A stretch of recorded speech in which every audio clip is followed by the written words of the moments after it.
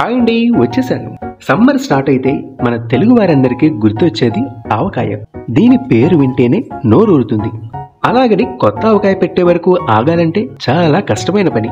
అందుకే ఈలోపు వచ్చే లేత మామిడికాయలతోటి ముక్కల పచ్చడిని ఖచ్చితమైన కొలతలతో ఎలా తయారు చేసుకోవాలో చూసేద్దామా? Let's start. ఇప్పుడు ఒక పాన్లోకి ఆవాలు 1/2 కప్పు తీసుకుందాం. ఇందులో మెంతులు 1 టేబుల్ స్పూన్ వేసుకోవాలి. వీటిని మీడియం ఫ్లేమ్లో దోరగా వేపుకోవాలి. ఇలా రోస్ట్ చేస్తున్నప్పుడు మనకి మంచి అరోమా అనేది వస్తుంది. మెంతులు కొంచెం కలర్ చేంజ్ అయ్యాక వీటిని చల్లారనిచ్చి మిక్సర్ జార్లో మెత్తగా పొడాడుకోవాలి.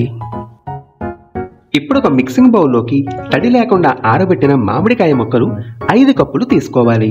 మీరు ఇప్పుడు కొలతకి ఏ కప్పు అయితే తీసుకున్నారో అన్ని కొలతలకి అదే కప్పుని వాడుకోవాలి. ఇప్పుడు ఇందులో సాల్ట్ని 1/2 కప్పు వేసుకోవాలి.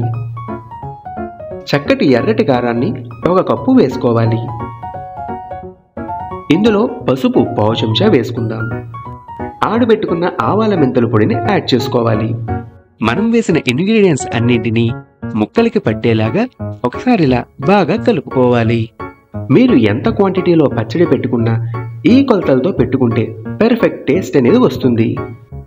ఇందులో 2 కప్పుల నూనె పడుతుంది. పచ్చడి ఎక్కువ కాలం ఉండాలంటే మామిడి ముక్కలతో పాటు వాడే వస్తువులు స్టోర్ చేసే కంటైనర్ వరకు తడి లేకుండా పొడిగా ఉండేట్లుగా చూసుకోవాలి. బాగా కలిపాక 2 కప్పుల నూనెను కూడా కలుపుకుంటున్నాను. కొంచెం కమ్మగా ఉండాలనుకుంటే నువ్వుల నూనెను వాడుకోండి. కారం పులుపు బాగా తెలియాలి మాకు అని అనుకుంటే వేరుశనగ నూనెను వాడుకోండి. ఒక రాత్రంతా మీరు ఈ పచ్చడిని మూత పెట్టి ఉంచేసేయండి.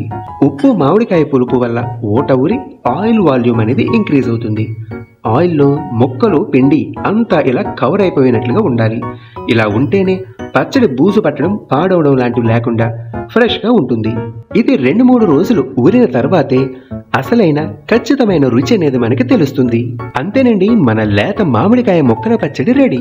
ఇంట్లో కొత్త ఆవకాయ రెడీ అయ్యేలోపు ఈ ముక్కల పచ్చడి రుచితో ఎంజాయ్ చేద్దాం. మరి మా రెసిపీ నచ్చితే వీడియోని లైక్ చేసి మర్చిపోకుండా ఛానల్ని సబ్స్క్రైబ్ చేసుకోండి. వేరొక మంచి రెసిపీతో మళ్ళీ కలుద్దాం. మరి సెలవు. Thank you for watching. Have a good day.